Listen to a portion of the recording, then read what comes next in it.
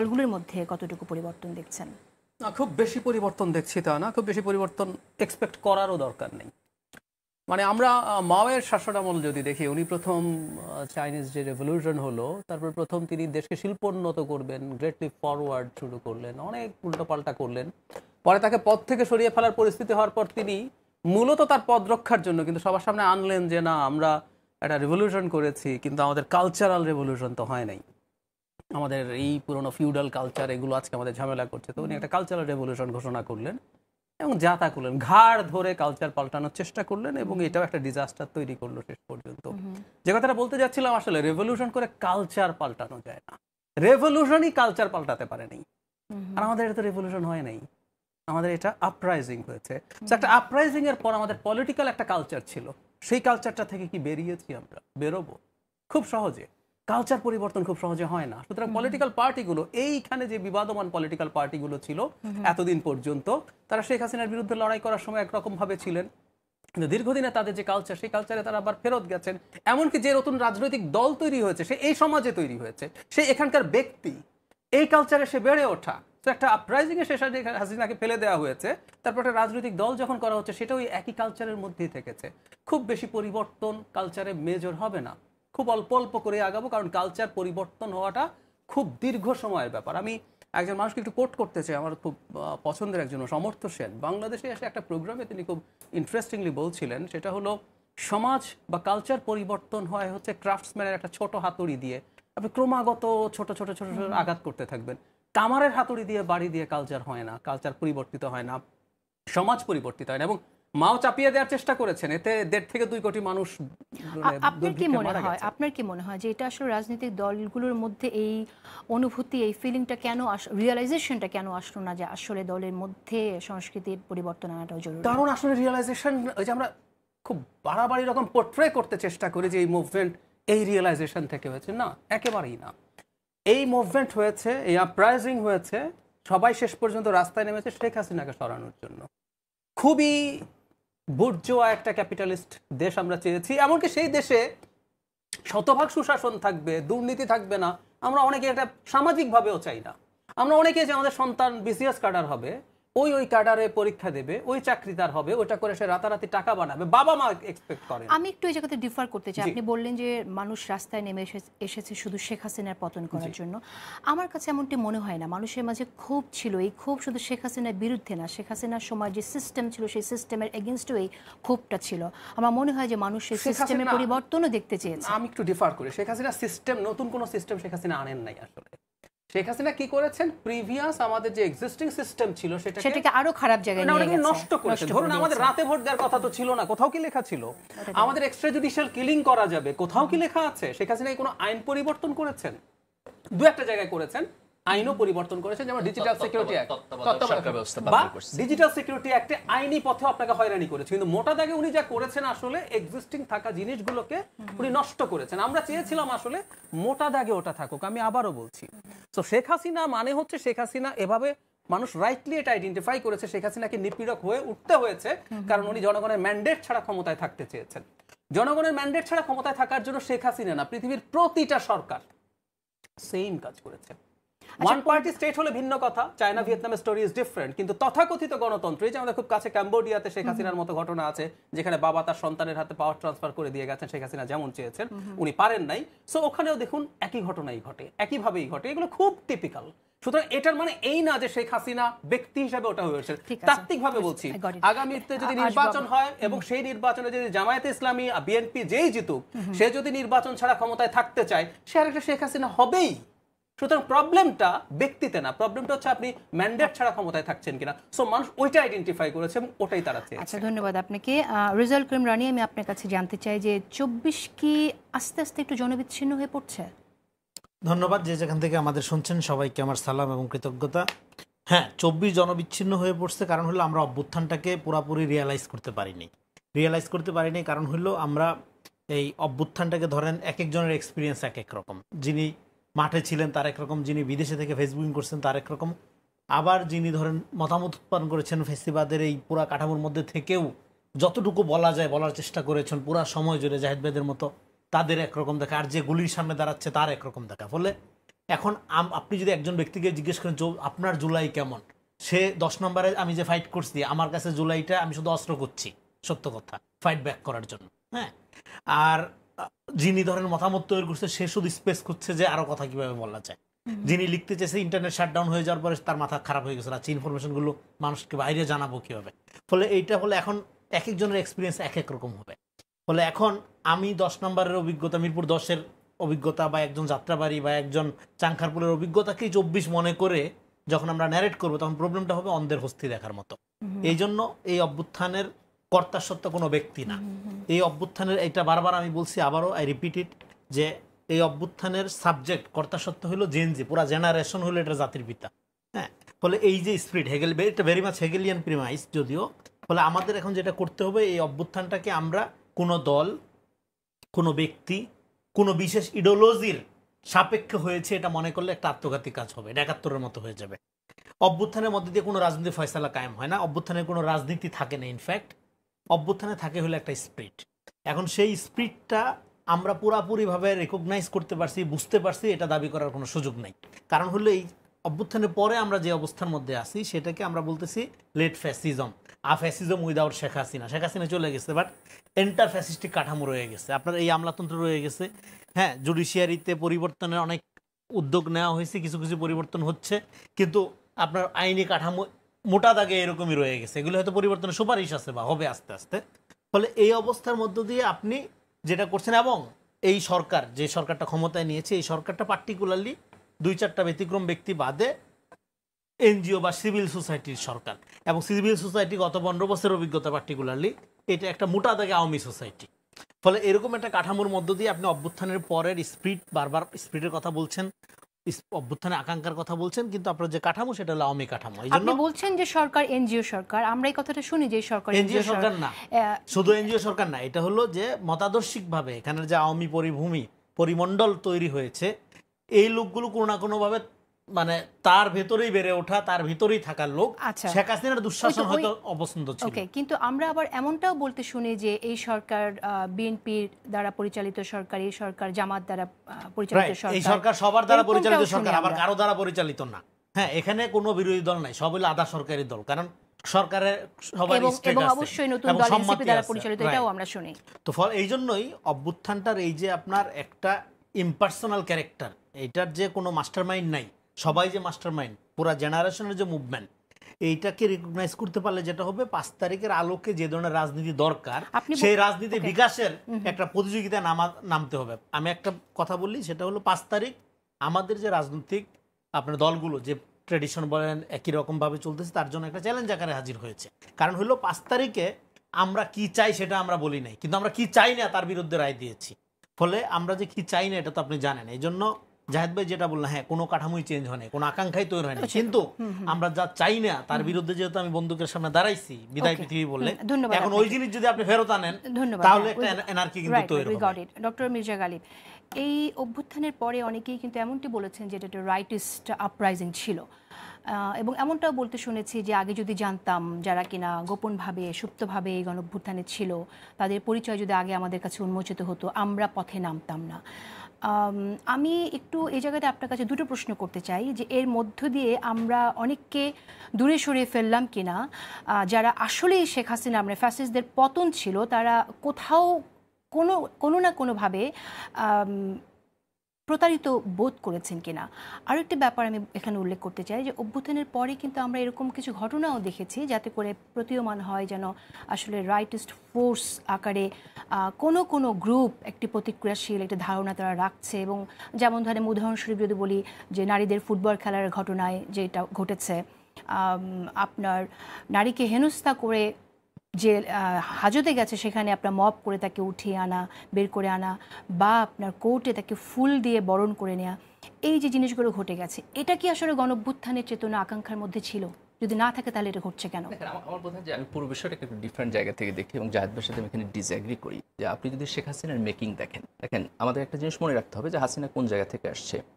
91-এ কিন্তু আমাদের একটা গণতন্ত্র হয়েছে, তাই না? এবং সেই গণতন্ত্র 91, 96, তারপর হচ্ছে 2001, তারপর একটা সার্টেন টাইমের পরে 2008-এ কিন্তু আমরা একটা নিয়মতান্ত্রিক গণতন্ত্রের মধ্যে দিয়ে গেছি। তাহলে আপনি যখন একটা গণতন্ত্র শুরু করলেন, সেটা দুর্বল গণতন্ত্র থাকবে, কিন্তু আপনি one step by one step সামনের দিকে আগাবেন। তো শেখ হাসিনা ক্ষমতা এসে যেটা করলো, উনি তত্ত্বাবধায়ক সরকার ব্যবস্থা বাদ দিয়ে দিলেন, পরপর 3টা ইলেকশন চুরি করলেন। তো এটা একটা ডিফারেন্ট স্কেল। আপনি যদি বলেন যে এটা আগের কন্টিনিউশন, আমি এটার সাথে এগ্রি করি না। শেখ হাসিনা পুরো সিস্টেমটাকে আপনার যেভাবে কলাপস করছে, যেভাবে করাপ্ট করছে এবং যে জায়গায় নিয়ে দাঁড়িয়েছে, এটা বাংলাদেশে এক্সট্রাঅর্ডিনারি। এখন আমি আপনার প্রশ্নের উত্তরে আসি। আপনি যদি হাসিনাকে দেখেন যে শেখ হাসিনা যখন প্রথম ক্ষমতায় আসছে এবং এই কাজটা যখন সে করছে, তখন সে একটা divide and rule policy follow করছে। সে প্রথমে জামাত ইসলামকে টার্গেট করছে, বলছে জামাত ইসলাম হচ্ছে যুদ্ধ অপরাধী, জামাত ইসলাম মুক্তিযুদ্ধ বিরোধী, জামাত ইসলাম রাজাকার। তখন পর্যন্ত কিন্তু বিএনপি ভালো।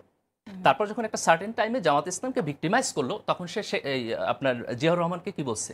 সে বলছে জিয়াউর রহমান সত্যিকারের মুক্তিযোদ্ধা না, সে ছিল পাকিস্তানের চর। আমরা কিন্তু শুরু থেকে বিএনপি জামাত শুনে এসেছি, কিন্তু কনসিস্টেন্টলি কিন্তু আপনি দেখছেন যে এই পার্থক্যটা করছে। তো এটা একটা ডিভাইড অ্যান্ড রুল পলিসি। তো আজকে যখন শেখ হাসিনার পতনের পরে আমাদের একটা গণতান্ত্রিক আকাঙ্ক্ষা হলো যে আমরা সেই 91 থেকে যে গণতন্ত্রটা শুরু করছি, উইল গো ব্যাক দেয়ার, এবং সেখানের ভুল থেকে শিক্ষা নিয়ে আমরা একটা আরো ভালো গণতন্ত্রে যাব। তখন আপনি যদি ওই ডিভাইড অ্যান্ড রুল পলিসি আবার ব্যাক করতে চান, তাহলে আপনি প্রথমে আবার 71 আনবেন, আপনি আবার যুদ্ধ অপরাধীর প্রশ্ন আনবেন, আপনি আবার বিচারের প্রশ্ন আনবেন, আপনি আবার জামাতকে না, কিন্তু কিছু অমীমাংসিত প্রশ্ন তো থেকেই যাবে। এই প্রশ্নগুলো মীমাংসাও তো হওয়া জরুরি। সেগুলো আপনি রাজনীতিতে আলোচনা করবেন, কিন্তু আপনি রাজনীতি করবেন না। দেখেন, আপনি আওয়ামী লীগের একটা ট্রাইব্যুনাল করলেন, তাই না? আপনি ট্রাইব্যুনাল করলেন 17 বছর তারা ক্ষমতায় থেকে। আজকে হাইকোর্ট আপিলের ডিভিশন বলতেছে সেই ট্রাইব্যুনাল প্রসিডিউর ফলো করে নাই। তাহলে কি করলেন আপনি 17 বছর? এখন আপনি যদি আবার এসে বলেন যে আমার আবার এই বিচার করতে হবে, আবার রিভিউ করতে হবে, তাহলে তো আপনি জাতিকে সামনের দিকে নিচ্ছেন না। কিন্তু আই অ্যাগ্রি উইথ ইউ, আমাদের যতগুলো ঐতিহাসিক প্রশ্ন আছে সেই প্রশ্নগুলোকে সমাধান করতে হবে, কিন্তু সেগুলোকে যদি আপনি রাজনীতির জায়গা থেকে প্রশ্ন তোলেন তাহলে হবে না। দেখেন, শেখ হাসিনার ফ্যাসিবাদ যেই সন্তানকে গুম করছে, তার বাপ মায়ের কাছে তো রাজনীতি কোনো ইস্যু না, তাই না? যে 2000 লোককে সে গুলি করে মারছে, তার কাছে তো রাজনীতি কোনো ইস্যু না। তাহলে জনগণের আকাঙ্ক্ষা কি নাই এখান থেকে বের হয়ে আসার? অফকোর্স আছে। সেই আকাঙ্ক্ষাকে আমরা কিভাবে বাস্তবায়ন করবো, দ্যাটস দ্য কোশ্চেন।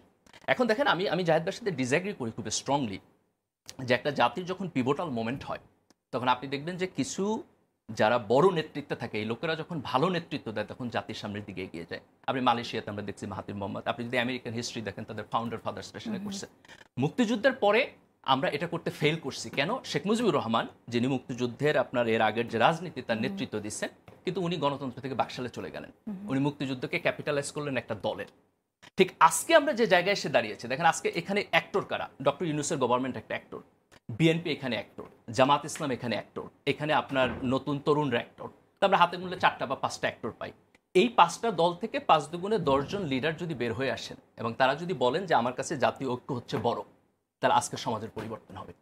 সমাজের মানুষ ভালো নেতৃত্ব এবং ভালো সিস্টেম ব্যতীত পরিবর্তন হবে, ঠিক আছে, কিন্তু সমাজে পরিবর্তন হবে, ঠিক আছে, কিন্তু আমার প্রশ্নটা আগে ছিল যেটা, যে আমরা যে প্রবণতাগুলো এখন দেখছি, সেই প্রবণতাগুলো আসলে আমাদের অভ্যুত্থানের আকাঙ্ক্ষার মধ্যে কোথাও ছিল কিনা, এই একটি প্রশ্ন। দ্বিতীয় প্রশ্ন হচ্ছে, আপনি বলছেন যে কয়েকটি দলকে এনে তারা মিলে ঐক্য করবে, কিন্তু আপনি আবার ইসলামী দলগুলো এসে একসাথে ভোট বক্সে থাকবে, একটা ভোট বক্সের জন্য আপনারা রাজনীতি করছেন। তাহলে ভোট বক্স আলাদা হবে, আপনি আবার ঐক্য করবেন আরেকজনের সাথে। তো ইসলামিক চেতনা যারা আছে সবার সাথে যে অন্যরা অ্যালাইন্ড হতে পারবে, সেই মীমাংসাটা কে করবে? তাহলে ইসলামিক দলগুলোকে নিয়ে যদি ভোট বক্সের চিন্তা আপনারা করেন, তাহলে অন্য দলগুলোর সাথে একরকম দূরত্ব হয়ে যায় কিনা? দেখেন, আমি এটাকে সিম্পল প্রসেসে দেখি। সেটা হচ্ছে যে আমাদের একটা ডেমোক্রেটিক সিস্টেম দরকার যেটা ফাংশন করবে, একটা নির্বাচন পদ্ধতি দরকার যেটা স্মুথলি হবে, এবং সকল রাজনৈতিক দলের জন্য একটা লেভেল প্লেইং ফিল্ড থাকবে। দেন আমাদের বড় বড় ইস্যুতে আমাদের ন্যাশনাল কনসেনসাস থাকবে। যেমন ধরেন, আমাদের দেশের নির্বাচনে ভারত এসে হস্তক্ষেপ করবে না, এটার ব্যাপারে আমাদের কনসেনসাস থাকবে। তো যেখানে আমাদের স্বাধীনতা সার্বভৌমত্ব প্রশ্ন, সেখানে আমাদের কনসেনসাস থাকবে। রাজনৈতিক দলগুলোর মধ্যে মিউচুয়াল রেসপেক্ট থাকবে। And then just leave them do the politics. তারা জনগণের কাছে যাবে, যার সাথে ভালো লাগে তার সাথে জোট করবে, জনগণ যাকে পছন্দ করে তারা ভোট দিবে। এখানে আমি একটা প্রশ্ন করতে চাই। আপনি তো বাইরে পড়ান, আপনি জানেন যে আধুনিক রাষ্ট্র ব্যবস্থা এখন কিভাবে চলে, এবং যেহেতু আমরা এখন গ্লোবালাইজেশনের সময়ে আছি, তো এরকম একটি সময়ে ধর্মভিত্তিক রাজনৈতিক দল বা গোষ্ঠী এক হয়ে কেটে দেশকে এগিয়ে নিতে পারবে, নাকি স্থবির হয়ে যাবে, না পিছিয়ে যাবে? That's a very interesting question. তো এটা আসলে যতটা না ধর্মভিত্তিক রাজনৈতিকগুলোর জোটের প্রশ্ন আসে, তার চাইতে প্রশ্নটা হচ্ছে, আপনি বলতে চাইতেছেন যে একটা মডার্ন সেকুলার সিস্টেমের সাথে একটা রিলিজিয়াস বেসড পলিটিক্স অথবা ইসলাম বেসড পলিটিক্স, এটা আসলে কমপ্লাই করে না এটা কন্ট্রাডিক্ট করে? তো এই প্রশ্নের কোনো সহজ উত্তর নাই। কারণ হচ্ছে, আপনি যখন বলবেন ইসলামী রাজনীতি, এক একজনের ইসলামী রাজনীতি এক এক রকম। যেমন আপনি যদি দুনিয়ার দিকে তাকান যে ইসলামিক স্টেট, ধরেন ইরানের যে Islamic state, that's a completely different state that Saudi Arabia Islamic state. জামাতেরটা অথবা আপনি যদি ধরেন যে আফগানিস্তানেরটা যদি দেখেন, তাহলে আপনি সেখানে আপনাকে স্পেসিফিকলি বলতে হবে যে এই রাজনৈতিক দলের ইসলাম সংক্রান্ত প্রজেক্টটা কি। তাহলে আপনি যদি জামাত ইসলামকে দেখেন, তাহলে দেখেন জামাত কনসিস্টেন্টলি বাংলাদেশের ডেমোক্রেটিক প্রসেসের মধ্যে রাজনীতি করতেছে। সে আপনার বাংলাদেশ হওয়ার পর থেকে ধরেন 70-80 থেকে যতগুলো ইলেকশন হয়েছে তার প্রত্যেকটা নির্বাচনে অংশগ্রহণ করতেছে। সে খুব স্পষ্টভাবে বলতেছে আমি ডেমোক্রেটিক ভ্যালুজ মানি, আমি জনগণের ওপিনিয়ন মানি, এবং আমি যখন সংসদে গিয়ে আইন প্রণয়ন করব সেটা আলাপ আলোচনা করে করব, আমি একা একা বসে টেবিলে বসে করবো না। তাহলে আপনি অ্যাজ লং অ্যাজ আপনি ডেমোক্রেটিক ভ্যালুজ মানেন, এখন আপনার সেই democratic values is influenced by Islamic principal, that's not a problem. Different party different হয়। আপনি ধরেন ইভেন আপনি আমেরিকার রাজনীতি যদি দেখেন, ডেমোক্র্যাটদের ভ্যালুজ এবং রিপাবলিকানদের ভ্যালুজের উপর ক্রিশ্চিয়ানিটির ভিন্ন ভিন্ন প্রভাব আছে। আপনি ইউরোপে যান, সেখানে আপনার কনজারভেটিভ খ্রিস্টিয়ান পার্টি আছে। তো ডেমোক্রেসির মধ্যে কনজারভেটিভ মুসলিম পার্টি তো অ্যাক্ট করতে পারে, জামাত ইজ অ্যাক্টিং লাইক দ্যাট। তো আমি এটার মধ্যে কোনো কনফ্লিক্ট দেখি না। আমার কাছে এটা দ্বিচারিতা মনে হয়, কারণ আপনি বলছেন একরকম, জনশক্তি তৈরির জন্য আপনি তাদেরকে বলছেন একরকম, যে ভেস্তে যাওয়ার জন্য জামাতকে ভোট দিতে বলছেন, আবার আপনি ঠিক ভেস্তে যাওয়ার জন্য যা যা বিশ্বাস করতে হবে, বিলিভ করতে হবে, সেটা থেকে আপনি সরে যাচ্ছেন। রেজাউল করিম রানী, আপনার মন্তব্য শুনতে চাই জায়গায় একটু। দেখেন, এখানে প্রবলেমটা হলো যে 47 সালের পর থেকে জামাতে ইসলাম যে রাজনীতিটা করছে, জামাতে অসম্ভব সৎ লোক আছে, অসম্ভব ভালো মানুষ আছে, কোনো সন্দেহ নাই। কিন্তু প্রবলেমটা যেটা হলো, থিওক্রেসি ভার্সেস ডেমোক্রেসি যখন সে করতে যায়, তখন তাকে নীতি এবং কৌশল দুইটার মধ্যে একটা ব্রিজ করতে হয়। নীতি এবং কৌশল করতে গেলে, বা জামাত ইসলামের ক্ষেত্রে পার্টিকুলারলি বাংলাদেশে যেটা করছে, জামাত ইসলাম অলওয়েজ একটা আপনার প্রো স্টেট মানে প্রো এস্টাবলিশমেন্ট একটা পার্ট মানে অ্যাক্ট করছে, এবং কখনো কখনো বা বেশিরভাগ সময় এন্টি নেশন পলিটিক্স করছে। 47-এ, 71-এ, এবং এরশাদের সময় নির্বাচন, 86 নির্বাচন, এরকম নানা উদাহরণ আপনি দিতে পারবেন। তো ফলে তাকে এক ধরনের প্রো এস্টাবলিশমেন্টের মধ্যে থাকতে হয়, এবং প্রো এস্টাবলিশমেন্টে থাকার যে নীতিটা, এই নীতিটা কখনো কখনো তাকে এন্টি নেশন করে তোলে। এই জন্য 71-এর মতো একটা বিগ ইভেন্ট, যেখানে জাতীয় মুক্তির প্রশ্ন প্রধান, সেখানে সে পজিশন নিয়ে ফেললো আর্মি ব্যাকড একটা সরকারের পক্ষে। এটা অ্যাবসার্ড, এটা কোনো পলিটিক্যাল বুদ্ধিতে হইতে পারে না। তো এখন এটা যে সে নিল, এটা নেওয়াটা, এটা তার যে থিওরিটিক্যাল সমস্যা, মৌদুদিবাদের যে থিওরিটিক্যাল সমস্যা, এটা ক্রিটিক সারা দুনিয়াতে বহু লোক করছে। ফলে এটা আমি আর নতুন করে করতে চাই না, এটা আছে। ফলে এই জায়গায় যখন আপনি করবেন, এখন বাংলাদেশের ক্ষেত্রে পার্টিকুলার প্রবলেমটা কি? প্রবলেমটা হলো যখন আপনি in the wrong side of হিস্ট্রিতে থেকে পলিটিক্সটা করতে যান, আপনি যত ভালো প্রপোজিশন দেন, যত ভালো অফার করেন, জনগণ আপনাকে বিশ্বাস করবে না। কারণ আপনি বিগ ইভেন্টে, যখন এখানে জনগণকে হত্যা করা হচ্ছিল নির্বাচনে, আপনি রাইট পজিশন নিতে পারেন নাই।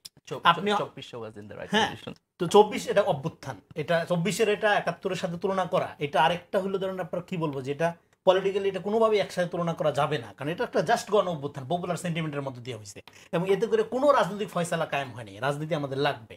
সো এখন in the wrong side of হিস্ট্রিতে থেকে রাজনীতি করা যায়, দুইভাবে করা যায়। এক হইলো আপনি যেই কারণে রং সাইডে ছিলেন তার চেয়ে বড় ইভেন্ট ঘটাইয়া আপনি লিড দেন হিস্ট্রিকে, মানে 71-এর চেয়ে বড় ঘটনা আপনার ঘটাইতে হবে। 24টা যদি শুধু জামাতের নেতৃত্বে হইতো, তাইলে জামাত মেইনস্ট্রিম পার্টি হইতো। হ্যাঁ, 71-এর এই কলঙ্কের বাইরে জামাত চলে যেতে পারতো, কিন্তু 24টা নির্দলীয় বা সর্বদলীয়। ফলে এটা হচ্ছে না। তো অন্যদিক থেকে এখানে প্রবলেম অফ ইসলামিজম, এই যে গালিব ভাই যেটা বললো একদম পারফেক্ট, যে ইসলাম একটা ফাউন্ডেশনাল ইডিওলজি, তার নানা রকম স্কুল অফ থট আছে। আফগানিস্তানে একরকম, ইভেন আল কায়দাকে আমরা যেটা চিন্তা করি, আল কায়দা কিন্তু কোনো রাজনৈতিক সংগঠন না, এটা একটা থিঙ্ক ট্যাঙ্ক। এই স্কুল অফ থটের অনেক রকম রাজনৈতিক সংগঠন 18-19টার মতো আছে। হ্যাঁ, তো তার মধ্যে তালেবান একটা, জাভাত আল নুসরা একটা, এরকম আরো অনেকগুলো আছে। সো এই আলাপগুলো তো ধরেন বাংলাদেশে করাই যেত না এতদিন, তো ভালো যে এখন এটা করা যাচ্ছে। তো ফলে ইসলামিজম, এটা বিখ্যাত ইরানিয়ান ফিলোসফার থিঙ্কার আসিফ বায়াতের একটা কাজ আছে, প্রবলেম অফ ইসলামিজম। তো ফলে ইসলামিজমের এই প্রবলেমটা হলো, এটা বেসিক্যালি ইসলামের প্রবলেম না, ইসলামিজমের প্রবলেম। আমি আবারও বলতেছি, তো ইসলামিজমটা করে কি, যখন আপনার মডার্ন ডেমোক্রেটিক স্টেট বলতে বাই নেচার সেকুলার স্টেট বোঝায়, কিন্তু আপনার ইসলামের যে কোনো ভার্সনের একটা রাজনীতি, ইসলামিজম যেটাকে বলতেছি, সেটা তো ডেরাইভ করে ফ্রম দ্য ইসলামিক ভ্যালুস। যখন করে তখন মডার্ন সেকুলার যে প্রিন্সিপালস, তার সাথে একটা কনফ্লিক্ট হয়। সেই কনফ্লিক্টে তখন যে প্রবলেমটা হয় সেটা হলো যে ইসলামের যে কোর স্পিরিট, যেমন ধরেন সম্পত্তির ধারণা, পলিটিক্যাল ইকোনমি কি। আচ্ছা, ইসলামের কোর স্পিরিট তো সততা, এবং সেই সততার কথাই তো আমরা মানে শুনছি, তাই না, সিরাতুল ইসলামিক মুস্তাকিম দলগুলোর এক কাছ থেকে। নম্বর। তো ফলে রাইট, এখন তাহলে আমি একটু বলি, আমি ভুলে যাব পরে, আমি একটু বলে রাখি আপনার কাছে। সেটা হচ্ছে যে গণঅভ্যুত্থানে যারা ছিল তাদের অনেকেই কিন্তু আপনার ছাত্রলীগের সাথে ছিল, এবং পরবর্তীতে আমরা শুনেছি তারা লিগ করেছে বা আপনার শেখ মুজিবের পক্ষে স্লোগান দিয়েছে, বাধ্য হয়ে দিয়েছে। অনেকে তো আপনার ইনঅ্যাক্টিভ থাকতে পারতো, একেবারে নীরব থাকতে পারতো, তাদের পক্ষে স্লোগান দিয়ে পরবর্তীতে আমরা জানলাম তারা ছাত্র শিবির করেছে। এই সঠতা, এটা কিভাবে আপনি 18 সালে কোটা আন্দোলনটা সফল হয় নাই কেন? কারণ সেখানে স্লোগান ছিল বঙ্গবন্ধুর বাংলায় বৈষম্যের ঠাঁই নেই। মুজিবের ছবি বুকে নিয়ে যে বৈষম্য দূর করতে যাবে, সেখানে বৈষম্য দূর হবে? হয় নাই সফল। যে কোনো অভ্যুত্থান বলেন বা যে কোনো প্রতিরোধ আন্দোলন বলেন, তার একটা হলি স্পিরিট লাগে, স্পিরিচুয়াল একটা ট্রুথফুলনেস লাগে। সেটা ছাড়া আপনি কৌশলে যদি সেরাও হন, আপনি এন্দ্রপদা দিয়ে পরাজিত হবেন। এই সর্বশেষ ইরান ইসরায়েল যুদ্ধ দেখা গেছে। আপনি যেটা বললেন, হ্যাঁ দেখেন, এখানে জামাত শিবির পিটায় হত্যা করার একটা সংস্কৃতি তো চালু হয়েছিল, ফলে ওই সময় তো তাদের পক্ষে সার্ভাইভ করাও কঠিন ছিল। এই বাস্তবতা আমাদের বুঝতে হবে। কিন্তু আমি আসতেছি, এখন আপনি জামাত শিবির, আপনাকে পিটায় হত্যা করা হচ্ছে, এবং এইটা একটা সো কল্ড মধ্যবিত্ত শাহবাগী নাগরিকদের মধ্যে এক ধরনের সম্মতি উৎপাদন হয়ে গেছে। আচ্ছা, যেহেতু শিবির পিটায় মেরা ফেল, সমস্যা নেই, আমাকে তো মারছে না। ফলে এই যে বিচ্ছিন্নতা, এই বিচ্ছিন্নতাই তো ফ্যাসিবাদকে 15 বছর অ্যাক্টিভ রাখছে। মানে আমি বলছি নাগরিক সমাজ থেকে এই পলিটিক্যাল পার্টিগুলোর যে বিচ্ছিন্নতা, বা পলিটিক্যাল পার্টিগুলোকে তারা নিজেদের মনে করতে যে পারলো না। হ্যাঁ, সংক্ষেপ হল এইটার যে একটা প্রবলেমটা, সেটা হলো হ্যাঁ, আপনার আমি জামাত করি, বিএনপি করি, বা আপনার গণসংহতি করি, আওয়ামী লীগের ব্রুটাল অত্যাচারের কারণে আমি যখন আমার আত্মপরিচয়টাকে লুকাইয়া আওয়ামী লীগ সাইজে ফাংশন করলাম, এতে করে আওয়ামী লীগ শক্তিশালী হয়েছে, এতে করে আওয়ামী লীগ লম্বা সময় ফাংশন করার সুযোগ পেয়েছে, এতে করে ফ্যাসিবাদের বিরুদ্ধে যে রেডিক্যাল প্রতিরোধটা আরো আগেই হওয়া উচিত ছিল, এতে করে হয়তো আরো 10,000 লোকের জীবন যাইতো, কিন্তু 15 বছর এইভাবে ফ্যাসিবাদ থাকতো না। ফলে আমি মনে করি এই যে আত্মপ্রতারণার রাজনীতি, কৌশলগতভাবে এটা অলওয়েজ আপনাকে পরাজয় ডেকে আনবে। এবং এই রাজনীতিটা যেটা হয় কি, আপনার যে স্পিডের যে রেডিক্যালিটি আপনি ক্লেম করেন, শেষ পর্যন্ত আর ওইটার কোনো রিফ্লেকশন প্র্যাকটিক্যালি থাকে না। 24 কি যতটা শক্তিশালী হওয়ার কথা ছিল ততটা শক্তিশালী হলো না ডক্টর জাহিদুর রহমান। আমি আরো একটা ব্যাপার একটু অ্যাড্রেস করা দরকার। গালিব ভাই বলছেন মাহাথির মোহাম্মদের উদাহরণ আনা হলো, এটা একেবারেই সঠিক উদাহরণ না। উনি কি গণতান্ত্রিক ছিলেন?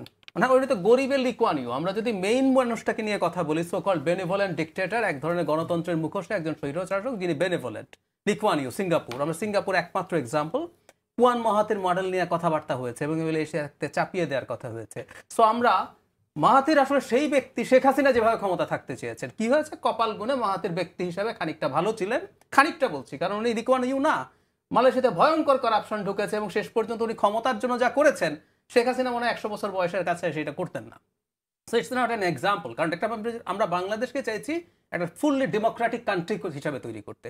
সুতরাং এখানে একজন নেতা ভালো হলেই সব করে ফেলা যাবে, এরপর আপনি বাকি সব ক্ষমতাকে সরিয়ে রেখে, আপনি সব ইনস্টিটিউটকে নষ্ট করে আপনি ক্ষমতায় থেকে ঠিক করবেন। সো আমরা ওই রকম নেতা আসলে চাইও না। কেউ একজন যদি টেকনিক্যালি বলছি এসে যদি এরকম করার চেষ্টা করে, আল স্ট্রংলি প্রটেস্ট দ্যাট। আমি একটা ডেমোক্রেটিক সিস্টেম চাই, সেখানে ভুলভ্রান্তির মধ্য দিয়ে, আমি এটাই বলতে চেয়েছিলাম, ভুলভ্রান্তির মধ্য দিয়ে গণতান্ত্রিক দলগুলো ফাংশন করে, তাকে রেকটিফাই করে নেয়, এভাবেই হয় সিস্টেমগুলো। এটাই আমাদের কাছে লেস রিস্কি বলবো। কারণ একসময় এই যে কুয়ান মাহাথির মডেল চাপিয়ে দেওয়ার চেষ্টা ছিল, এশিয়ান ভ্যালুজ নাম দিয়ে তত্ত্ব তৈরি হয়েছিল যে ওগুলো করো ভাই, দেশের লোকজন গণতন্ত্র বোঝে না, বেনেভোলেন্ট একটা ডিক্টেটর খুঁজে বাহির করো, সে এসে দেশকে সুন্দর উন্নত করে ফেলবে। সো এটাই এই এক্সাম্পল কেউ যদি দেন, তাহলে তাকে বেনেভোলেন্ট ডিক্টেটরশিপের কথা বলতে হবে, তাকে ডেমোক্রেসির কথা আর বলা যাবে না। আপনি ওটা একটা model, go for that as well. Vietnam একদলীয় আছে, আবার ওইটা আছে সোকল গণতন্ত্র, কিন্তু আপনি ওটা নেন, সেটা একটা আরেকটা জায়গা। নাম্বার 2 হচ্ছে শেখ হাসিনার সময় অনেক বেশি করাপশন হয়েছে, সিস্টেম সব ভেঙে গেছে, এগুলো নিয়ে আসলে গত 15 বছর সমানে কথা বলেছি। এটা আমি, উনি কেন যেন গালিব ভাইটা ভুল বুঝেছেন আমি জানি না। আমি যেটা বলতে গেছি, আমাদের কালচারটা ঘুরে ফিরে ইন্টেন্সিফাইড হয়েছে, ঘুরে ফিরে একই জায়গায় কম বেশি রয়ে গেছে। আমরা এখনো ডেমোক্রেটিক ভ্যালুজ বলতে যাবো যে আমরা পরস্পরের সাথে ঠিক মতো ইন্টারাক্ট করতে পারি না, আমাদের ভাষার মধ্যে হিংসা ঘৃণার ভাষা আমরা চর্চা করি পরস্পরের প্রতি। বলেছি যে এগুলো একটা ডেমোক্রেটিক প্রসেসের মধ্যে আমরা কাজ করতে করতে এগুলো আস্তে আস্তে ঠিক হবে। 71-কে ইস্যু করা নিয়ে আলাপ, 71 ইস্যু হতে হবে তো। প্রত্যেক কিছু নিয়ে রাজনীতি করে, জামায়াতে ইসলাম নিয়ে রাজনীতি করে। এই যে ইসলাম, খেয়াল করুন, ইনি ইসলামিক কিছু ভ্যালুজ আনবেন। আমরা এখন যদি বলি এই প্রশ্ন, যেমন ধরুন আমরা সরিয়ে রাখি, বাংলাদেশে কিছুদিন আগে নারীদেরকে নিয়ে একটা রিপোর্ট পাবলিশড হলো, মানে ইসলামিজমের প্রবলেম, রনি যেটা বলছিলেন। ধরুন সম্পত্তি যখন সমানের আলাপ হলো, ওনারা এটাও ম্যান্ডেটরি করেন না, তখন কথা হলো এটা কোরআনের সাথে কনফ্লিক্ট করে, এটা হতে পারে না।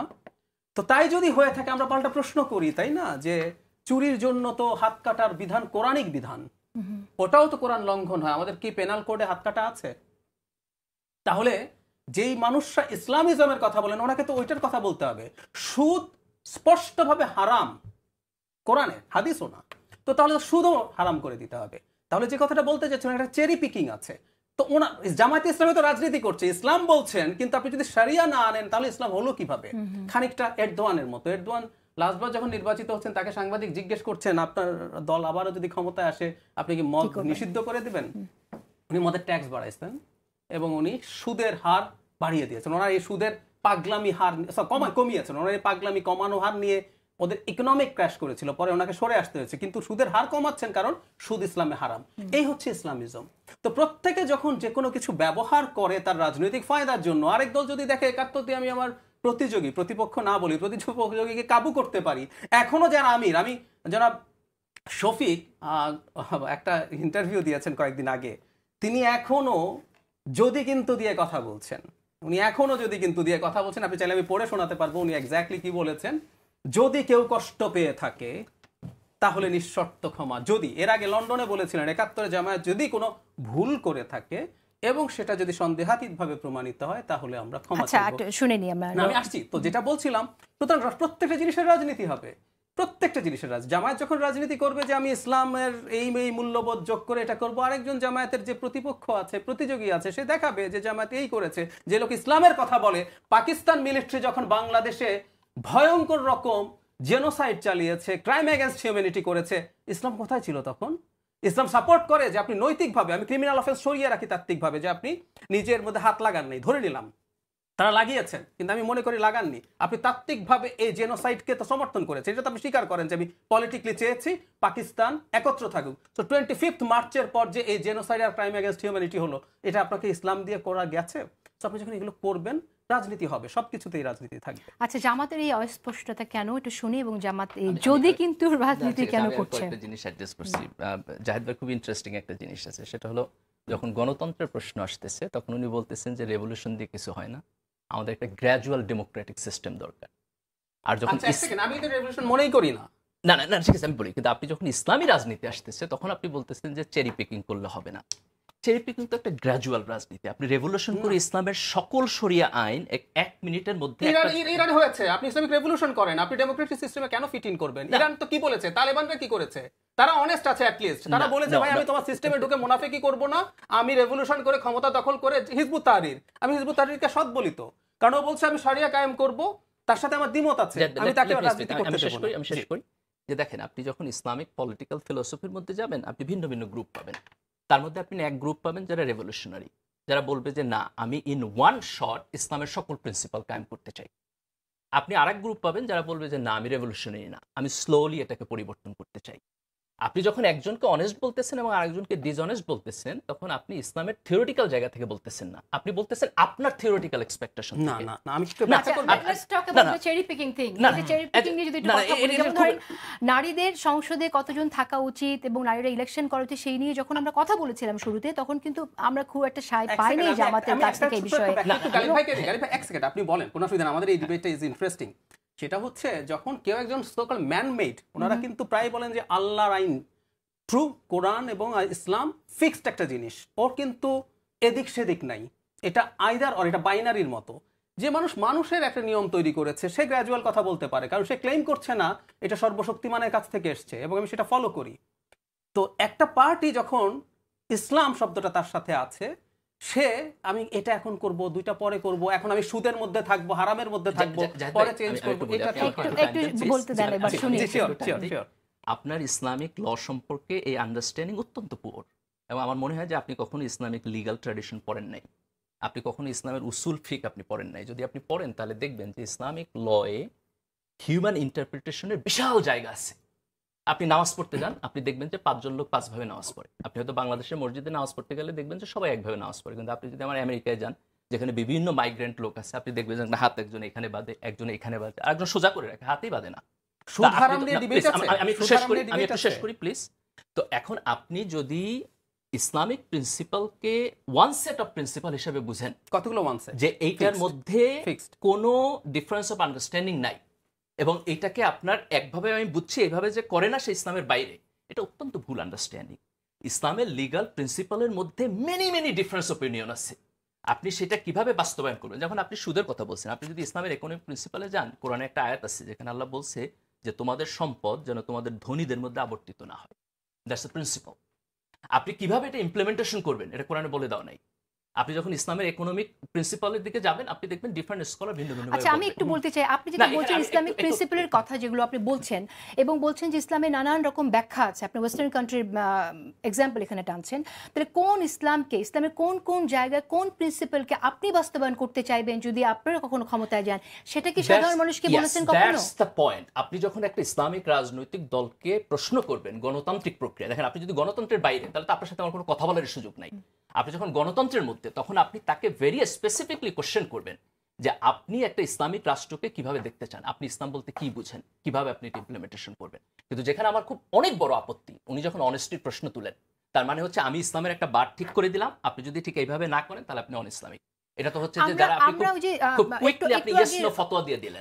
একই ফতোয়া জামাতের দিক থেকে আছে, যেমন ধরুন আমাদের ইসলামিক অনেকগুলো দলের সাথে জামাতের মারাত্মক কনফ্লিক্ট আছে। একটু বলি, যেমন এই যে আপনি বলছেন ইসলামিক দল একত্র হওয়ার কথা, একত্র হতে পারছে না কেন জানেন? কারণ ঐতিহাসিকভাবে ধরুন ইসলামী আন্দোলন ঐতিহাসিকভাবে তারা ফাইট করেছে। যারা মাজারের সাথে রিলেটেড ইসলামী দল আছে তাদের সাথে ঐতিহাসিক ওরা ওদেরকে ঠিক একই রকম অভিযোগ করে যে ওটা ইসলাম না। সেজন্যই বলছি এই যে আপনি বলতেছেন গ্রাজুয়ালিজম ইসলাম না। না না, আমি সেটা বলতে আমি সেটা বলিনি। আমি বলছি আপনি কোনো কিছু মানছেন, কোনো কিছু মানছেন না। আপনি তার ফিলসফি বুঝতেছেন না যে সে কিভাবে পিক করতেছে। ঠিক আছে, এটাই আমরা বুঝতে চাই। এটাই আমরা ফিলসফিটা আমি বললাম যে Islam this is the problem with Islam. ফিলসফিটাই বুঝতে চাই আমরা ফিলসফিটাই বুঝতে চাই। একটু আপনাকে বলি, টু দ্য পয়েন্টে আপনি যেটা প্রশ্ন করছেন সেটা হলো, যখন একটা রাজনৈতিক দল সে বলতেছে যে আমার পলিটিক্যাল ফিলসফি ইসলাম এবং আমি ডেমোক্রেসির মধ্যে পলিটিক্স করি, তখন আপনাকে ভেরি স্পেসিফিকলি জিজ্ঞেস করতে হবে the how you interpret your Islam. Of course এটা জিরো টলারেন্স হওয়া উচিত। আমি খুব স্পষ্ট আমি যেটা যাচ্ছি, আমি রনিবার প্রপোজিশনকে ডিসএগ্রি করতেছি যে আপনি যদি বলেন যে জামাত সকল সময় এস্টাবলিশমেন্টের পক্ষে ছিল, এটা সত্য না। এবং তার চাইতে সবচেয়ে বড় এক্সাম্পল হলো 25শে মার্চের পরে আপনি জামাতের ভূমিকা নিয়ে যে সমালোচনা করছেন তার অনেক জায়গায় আমি এগ্রি করি। আমি একটু আসবো যদি আমাকে সময় দেন, জাস্ট একটা মিনিট আমি শেষ করি। কিন্তু 70 নির্বাচনে যখন শেখ মুজিবুর রহমান জিতলেন এবং পাকিস্তান আর্মি এবং ভুট্টো যখন তার কাছে ক্ষমতা হস্তান্তর করতে রাজি হলেন না, তখন কিন্তু জামাতের স্ট্রেট ফরওয়ার্ড পলিটিক্যাল পজিশন ছিল যে শেখ মুজিবুর রহমানের হাতে ক্ষমতা হস্তান্তর করা হোক। এবং জামাত খুব স্পষ্টভাবে বলছে যে এইটাকে মিলিটারি ওয়েতে সলভ করতে গেলে এটা ডিজাস্টার হবে এবং পাকিস্তান টিকবে না। আইরনি হলো দ্য সেম জামাত 25শে মার্চের পরে মিলিটারি অ্যাকশনকে সাপোর্ট করছে। ঠিক আছে, আজকেও কিন্তু 71 প্রসঙ্গটা এসেছে। আপনারা কতদিন আর এই 71 প্রসঙ্গটা শুনে যেতে চান? আপনারা কেন এটা শেষ করে দিচ্ছেন না? যদি কিন্তু কেন থাকে 71 প্রসঙ্গে এলেই যদি কিন্তু থাকতে হয় কেন? দেখেন, 71 প্রসঙ্গ আসলে যদি কিন্তু থাকে, এটার একটা বড় কারণ হলো আমাদের সমাজ ব্যবস্থা আজকে পর্যন্ত এই পরিমাণ ম্যাচিউর হয় নাই যেখানে রাজনীতির বিয়ন্ডে গিয়ে আমি একাডেমিকলি 71 নিয়ে আলোচনা করতে পারি। আজকে এই যে আমি এখানে দাঁড়িয়ে 71 নিয়ে যতটুকু আলোচনা করতেছি, আপনার কি মনে হয় গত 15 বছরে আপনি কোনোদিন এইটুকু আলোচনা করতে পারতেন, আমাকে ইনভাইট করতে পারতেন আওয়ামী লীগের সময়? না, নিশ্চয়ই তা না। কিন্তু এখন তো ঠিক আছে, আলোচনার প্রয়োজন আপনাদের। 71-এ আপনাদের যে পজিশনটা ছিল সেটার জন্য সাধারণ মানুষের, বাংলাদেশের সিটিজেনের একটি প্রত্যাশা যে আপনারা সরি বলেন, ক্ষমা চান, নিঃশর্ত ক্ষমা চান। সেই জায়গা থেকে আপনার আলোচনা কেন করতে হবে? আপনারা কি আপনাদের পজিশন ব্যাখ্যা করতে চান? জামাতের আমির শফিক ভাই নিঃশর্তভাবে ক্ষমা চেয়েছেন, কিন্তু তার সাথে যদি বলছেন আমি জাহিদ ভাইয়ের সমালোচনা এগ্রি করি, আমি আপনার সমালোচনা এগ্রি করি। দেখেন, 71 একটা ক্রিটিক্যাল ইস্যু। এখানে আমি খুব স্পষ্টভাবে কিছু অবস্থান নিচ্ছি, আমি পাবলিকলি বলছি, এর আগে লেখালেখি করছি। সেটা হলো একটা গণতান্ত্রিক স্পেসের মধ্য দিয়ে জামাতকে কথা বলার সুযোগ দিতে হবে and let them speak for few years. এরপরও যদি 71 সমাধান না হয় আমরা তখন সমালোচনা করব। কিন্তু আমাদের একটা মনে রাখতে হবে যে 71-কে এই দেশে ইন্ডাস্ট্রি বানানো হয়েছে। 71-কে সামনে রাখা, ঠিক আছে, এখন 24-কে ইন্ডাস্ট্রি বানানো হচ্ছে কিনা রেজাল্ট রনি? আচ্ছা, ধন্যবাদ। দেখেন, আমি 70-এর নির্বাচনের উদাহরণ দিলেন গালিব ভাই। আমি কিন্তু বলছি যে জামাত তার কৌশল এবং নীতি, যেটা থিওক্রেসি এবং ডেমোক্রেসি দুইটার মধ্যে তার ব্যালেন্স করতে গেলে তাকে এই রাজনীতি করতে হয়। এটা সমালোচনা, এটা বিশ্লেষণ আকারে আপনার নিতে হবে। এবং জামাতের ব্যাপারে সমালোচনা করলেই যে গালি দেওয়ার যে সংস্কৃতি, এটা তো একটা আওয়ামী লীগের কালচার। আওয়ামী লীগের যে কোনো কিছুতে তার চেতনায় আঘাত লাগতো। হ্যাঁ, ফলে এখন আপনি অনলাইনে ঝাঁপাইয়ে পড়বেন গালি দিতে। দেখেন, আমার ব্যাপারে গালি দেওয়ার আগে আমি মনে করি লোকজন একটু হিসাব করে গালি দিতে হবে। 2013 সালে আমি লিখছি ফাঁসি দিলে কি হয়, লেখা, ওই সময় আমার দেশে আমি কলাম লিখছি। আমি লিখছি বিচার নিয়ে রাজনীতি, রাষ্ট্রীয় সন্ত্রাসের আবির্ভাব। ফলে 13 সালে আমাদের যে ভূমিকা, এখানে জুডিশিয়াল কিলিং এর যে শিকার হয়েছে জামাতের নেতাকর্মীরা, সেটার বিরুদ্ধে আমরা যাবে স্ট্রংলি তাহলে আপনাকে দাঁড়াইছি। গালি দেয় না? হ্যাঁ, আপনাকে গালি দেয় না? দেয় তো তাহলে? অবশ্যই। ফলে দিলে আমি বলছি এগুলো মাথায় রাখতে হবে যে কাকে গালি দিচ্ছেন। হ্যাঁ, ওই সময় জামাতের কোনো বুদ্ধিজীবী খুঁজে পাওয়া যায়নি। তো এখন জামাতকে ক্রিটিকটা নিতে পারতে হবে। এইটাই 5 তারিখের পরে যে রাজনীতি, সেটা হলো আমরা একটা ক্রিটিক্যাল ডিসকোর্সের মধ্যে দিয়ে, একটা আলোচনার মধ্যে দিয়ে আমরা আগায় নেব। ফলে ক্রিটিক জামাতেরও নিতে পারতে হবে, বিএনপিরও নিতে পারতে হবে, এনসিপিরও নিতে পারতে হবে, নিতে পারতে হবে। আপনি দুধে তুলসী পাতা, আপনার পজিশনে রাইট, আপনার বিরুদ্ধে কেউ কথা বললেই তাকে আপনি ধরবেন, নো। কারণ সবাই আওয়ামী প্রবণতার বিরুদ্ধে রাজনীতির কথা বলবে, কিন্তু ফলো করবে আওয়ামী প্রবণতাকে, সেটা এটা চলবে না, এটা চলবে না। যাই হোক, গালাগালি করে একটা আওয়ামী সময়ের সংস্কৃতি। এটা এতে যারা এটা করছেন, আপনারা, আপনাদের ইমোশন আছে আপনার দলের প্রতি, সেটা খুবই ভালো, সেটাকে আমরা রেসপেক্ট করি, কিন্তু এতে করে কিন্তু আপনার দলের স্টেক নেমে যাচ্ছে। এটা আপনারা চিন্তা করবেন। আপনারা আপনাদের দলকে ভালোবেসে ক্ষতি করছেন। হ্যাঁ, অনলাইন, এটা মনে রাখবেন আপনারা যারা এটা করছেন। এবং রাইট, এবং 70 নির্বাচনের উদাহরণ যেটা দিলেন, হ্যাঁ, আমি কিন্তু বলি না জামাত চিরদিন সবসময়ই আপনার এই pro establishment anti national politics করে, বলছি বেশিরভাগ সময়। হ্যাঁ, এটা 70-30 করতে পারবেন আপনি। সেরকম একটা এক্সেপশন হইতে পারে 70, এবং 70-এর এটাতে শেখ মুজিবকে ভাসানী তো তার পুরা নিজের রাজনীতি ধ্বংস করে ভাসানীকে শেখ মুজিবকে আগায় দিল। ফলে ওই সময় শেখ মুজিবের পক্ষে গাছের পাতাও ছিল। হ্যাঁ, ফলে জামাত থাকবে না কেন, সবাই এটা বুঝতেছিল। ওই সময় কন্ডিশনটা এরকমই ছিল। কিন্তু আমি বলতেছি in the wrong side of history, যেটা আমি বলতেছি, সেটার থেকে রাজনীতি করার সুযোগ আছে দুইটা। এক হলো যেটা হলো সবাই যেটা বলতেছে যে ক্ষমা চাওয়া, যে ওই সময় আমার ঐতিহাসিক পজিশনটা ভুল ছিল।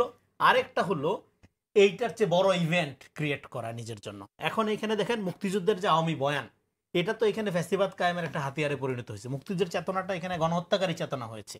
মুক্তিযুদ্ধের তো কোনো জাতীয় ইতিহাস নেই, এটা আছে একটা আওয়ামী ইতিহাস। ফলে এখন এখানে জামাতের পার্টিকুলারলি 71 বিরোধিতার কারণে আপনি এখন যখন তাকে ঢালাওভাবে সমালোচনা করেন, সমালোচনা করার মধ্য দিয়ে আপনি আবার শাহবাগের এবং মুক্তিযুদ্ধের আওয়ামী চেতনার ন্যারেশনের ভিতরে ঢুকে যান কিনা, এটা আপনাদের চিন্তা করতে হবে যারা এই ইন্ডাস্ট্রিটা আবার ব্যাক করাইতে চান। ফলে আমাদের লাগবে কি, আমাদের মুক্তিযুদ্ধ একটা জনযুদ্ধ, যে এই জায়গায় আমাদেরকে নিতে পারতে হবে। এবং এই জায়গায় যখন আপনি নিবেন, 71-এর পরে যারা রাজনীতি করতে চায়, ডেফিনেটলি দেখেন বাংলাদেশে এখানে ইসলাম এখন মেইন স্ট্রিম না। জামাত ইসলাম নিয়ে যে আমরা আলোচনা করি, সেই আলোচনা মনে করি সেকেন্ডারি আলোচনা হওয়া উচিত, পরে আলোচনা করা উচিত। কারণ আমাদের রাজনৈতিক পরিসরে, জ্ঞানগত পরিসরে ইসলামের জন্য কোনো স্পেস রাখা হয়নি। কারণ আমাদের সেকুলারিজমের যে আওয়ামীপনা বা আমাদের যে আওয়ামী সেকুলারিজম, এটা তো ইউরোপ আমেরিকার মতো না। এখানে তো আপনার ফেথ ফ্রিডমের নিশ্চয়তা নেই। এখানে টুপিদারি দেখলে আপনি জঙ্গি জামাতি এবং আপনি হলেন পশ্চাৎপদ। ফলে এই যে একটা ইসলাম বিদ্বেষী সেকুলারিজম এখানে তৈরি করা হয়েছে, এর মধ্য দিয়ে জামাতকে এর প্রতিনিধি বানানো হয়েছে। তো জামাত হলো একটা মডারেট এবং একটা মডার্ন ভার্জন চর্চা করার জন্য আমরা জামাতের ক্রিটিক করি। এটা যেটা শামসুল হক ফরিদপুরেও করেছেন, যেটা এন্টার দেওবন্দি করে না, সারা জীবন করবে। ফলে এখানে ইসলামের সোল এজেন্ট জামাত ইসলাম না, এখানে আরো অনেক গ্রুপ আছে, আরো অনেক স্কুল অফ থট আছে। ফলে এখানে আমাদের একেবারেই সময় নেই। ফলে এখন বিরোধিতার জায়গা থেকে আপনি যখন রাজনীতিটা করা হয়, তখন যেহেতু জামাত একটা সংগঠিত শক্তি, মোটামুটি বড় শক্তি, ফলে জামাতকে একমাত্র ইসলামের এজেন্ট মনে করা হয়, জঙ্গি জামাত মনে করে তার উপর কামানটা দাগানো হয়। ডক্টর মির্জা গালিব, আমি শিওর যে আপনি কিছু বলবেন। না, আপনি যখন বলছিলেন যে গালি দিতেছে এরপর প্রশ্ন করবেন কিনা, আমি ভাবছি আমাকে গালি দিতেছে, আপনি প্রশ্ন করবেন কিনা। এইজন্য আমি বলছি আপনি প্রশ্ন করেন, মানুষের স্বাধীনতা আছে। আপনাকে গালি দিচ্ছে আমি এটা বুঝি না। আচ্ছা আচ্ছা, ডক্টর জাহিদুর রহমান, আমরা তো সংস্কৃতির, রাজনৈতিক দলগুলোর সংস্কৃতি নিয়ে কথা বলছি। আজ মির্জা গালিব আছেন বলে জামাত নিয়ে অনেক কথা হয়ে গেল। বিএনপির রাজনীতিতে কতটুকু চেঞ্জ, ভেতরে ইন্টারনালি চেঞ্জ আপনি লক্ষ্য করছেন? আমি অনেক বেশি দেখছি না, আবার কমও না। আমি খুবই সন্তুষ্ট। বিএনপিতে তো আমরা দেখছি যে আপনার অনেক জায়গায় আধিপত্যকে কেন্দ্র করে, আধিপত্য পাওয়াকে কেন্দ্র করে কোয়ালিশন দেখছি অনেক জায়গায়। 2000 মানুষকে বহিষ্কার করা হয়েছে। ধরুন বিএনপি একজনকেও বহিষ্কার করেনি, বিএনপি কি ইলেকশন জিততো না? কি মনে হয়? আওয়ামী লীগ তো নাই, জামায়াত সিট কিছু বেশি পেল, ধরলাম বিএনপির অনেক বদনাম যদি হয়, জামায়াত ক্ষমতায় যেত এই নির্বাচনে? আমার মনে হয় না, এটা আমার হিসেবের কথা বলছি। সো 2000 মানুষকে বহিষ্কার করার কোনো দরকার বিএনপি ছিল না, দে ডিড ইট। আজকে একটা সিদ্ধান্ত হলো, আজকে ওই আলোচনার এত সুযোগ নাই। কিন্তু বিএনপি কি তাহলে বিএনপি সাধারণ মানুষের কাছে পপুলার থাকছে কিনা বা হচ্ছে কিনা সেটা খেয়াল করবে না? সেটা ওই জন্য এই পদক্ষেপটা নিচ্ছে। এই কারণে আমার একই সাথে আমি বলছি, এই যে কালচারটা তৈরি হয়েছে যে আমি একটা দলে যদি আসতে পারি আমি এগুলো করতে, একটা রেন্ট সিকিং ইকোনমি আছে, এটা হুট করে উবে যাবে না, কখনোই উবে যাবে না, এটা উবে যেতে পারে না, এটা হচ্ছে নিয়ম। এই জন্য বলছি, কিন্তু দলগুলো পাল্টাচ্ছে এবং যতটুকু পাল্টাচ্ছে এর চেয়ে খুব বেশি পাল্টে যাবে এটা এক্সপেক্ট করাও কিন্তু ভুল। যেমন ধরুন 2বার মানে 10 বছরের বেশি প্রাইম মিনিস্টার থাকা যাবে না, দীর্ঘদিন ফাইট করতে করতে করতে করতে বিএনপি কিন্তু মেনে নিল। সে অনেক কিছু মানে না, কিন্তু এতটুকু মেনে নিয়েছে। বিএনপি যদি না মানতো, আমি একটা সংস্কারও মানি না, সবাই এটাকে ম্যানিফেস্টো বানায় ভোটে চলো, দেখি তুমি তোমার ম্যানিফেস্টো দিয়ে জিতে আসো। বিএনপি হারতো নির্বাচনে, আমার মনে হয় না। So I am seeing changes, আমি মনে করি পাল্টাচ্ছে, এবং এতটুকু খুব কম না। মির্জা গালিব কি বলবেন? না, আমি মনে করি যে জুলাইয়ের মধ্য দিয়ে তরুণদের যে আকাঙ্ক্ষার বহিঃপ্রকাশ করছে, রাজনৈতিক দলগুলোকে এইটাকে সঠিকভাবে পড়তে জানতে হবে। না হলে জাহেদ ভাই যে আত্মবিশ্বাসের মধ্যে আছেন যে আমি আগামী নির্বাচনে জিতবো, তারপরে জিতবো, এটা থাকবে না। এই দেশের তরুণ প্রজন্ম has a different outlook, they have a different dream. Political party should pay attention, otherwise তারা সামনের দিনে আপনি দেখবেন যে তরুণদের মতামত ডিফারেন্টলি রিফ্লেক্ট। শেষ করে দেব, রেজাল্ট কুমরানি, আপনি যদি কিছু অ্যাড করতে চান। হ্যাঁ, ডেফিনেটলি 5 তারিখ একটা প্যারাডাইম শিফটিং ঘটনা। 5 তারিখের পরে রাজনীতিটা একটা অন্যরকম রাজনীতি হবে, একটা ফিলান্থ্রপি অ্যাজ পলিটিক্স। এখানে আমাদেরকে একটা ডেমোক্রেটিক জায়গায় পৌঁছাইতে হবে, এবং ডেফিনেটলি একটা রাইট উইং অভ্যুত্থান, যে আলাপে আমি ঢুকতে চেয়েছিলাম পারলাম না সময়ের কারণে। কেননা এখানে সেকুলারিজমের সমস্ত প্রতিশ্রুতি ফেল করছে, এটা সমস্ত প্রতিশ্রুতি আওয়ামী ফ্যাসিজমে পরিণত হয়েছে। ফলে আমাদের একটা ক্রাইসিস, আমাদের চ্যালেঞ্জ হলো এখানে একটা ডেমোক্রেসি লাগবে, এবং সেটা রাইট উইং ডেমোক্রেসি হইলেও কোনো সমস্যা নেই, কিন্তু ডেমোক্রেসি লাগবে। এবং এটা করার জন্য কিন্তু ডেফিনেটলি এই রাইট উইং এর উত্থানের জন্য কি আবার সেই ভারতীয় কালচারাল উইংটা আবার এখানে অ্যাক্টিভ হয়ে যাবে কিনা, সেটাও তো আমাদের দেখতে হবে। কারণ হলো এই রাইট উইং বলতেই বোঝা যায় ফ্যাসিবাদের একটা দিকে যাচ্ছে নাও, কারণ আমাদের এই রাইট উইংটা হ্যাঁ আপনার 15 বছর গণতন্ত্রের জন্য সংগ্রাম করছে। ফলে এটা ইউরোপ আমেরিকার মতো রাইট উইং না, এইটা হলো একটা ডেমোক্রেটিক রাইট উইং, এমন ভাবে হবে যেখানে অন্য কোনো ধর্ম হবে, আপনি আশা করছেন। সেটা আমাদের চ্যালেঞ্জ, এবং সেই চ্যালেঞ্জটা নিতে পারতে হবে আমাদের রাজনৈতিক দলগুলোকে। এখানে